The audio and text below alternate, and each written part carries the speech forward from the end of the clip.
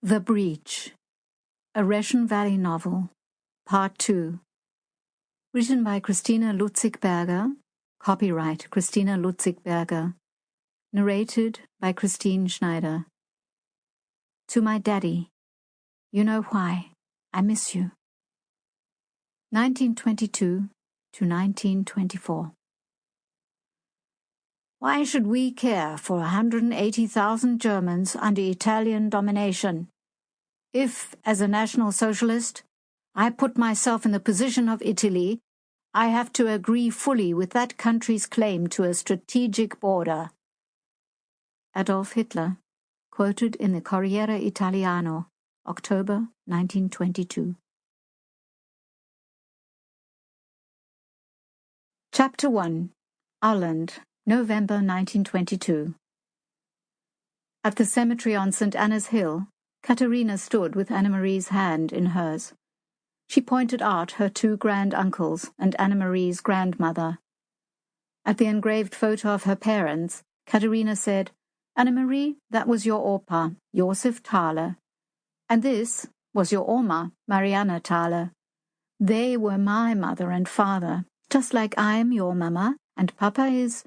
Katharina could try all she wanted, but Anna-Marie was Angelo Grimani's. Her daughter had his long fingers, his eyes, his slight dimple on her chin, and even a shade of his Italian colouring.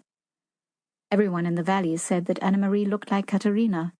Even Jutta and Florian, the only two who knew Anna-Marie was Angelo's, said with careful diplomacy that Anna-Marie would be tall like her mama and a beauty like her, too. Maybe, but Katharina saw her daughter's other half just as prominently. Anna-Marie slipped to the ground and grabbed at the black-eyed Susans on the graves, and Katharina bent to rescue the flowers, but a sharp pain in her back halted her, and Anna-Marie had the first daisy's head off in no time. Katharina stretched, one hand on her rounded belly. Her next child. Florian's. Before her daughter could get hold of another flower, Katharina scooped her up and winced at the strain of it. Anna-Marie was what weighed on her the most. It would be the farther side of the child's story Katharina would never be able to properly share. She remembered how, when Florian received news of his mother's death the month before, he'd slowly folded the telegram and said, "I'm sorry my mother never got to meet her granddaughter." His voice had faltered at the end, and he looked at Katharina's belly.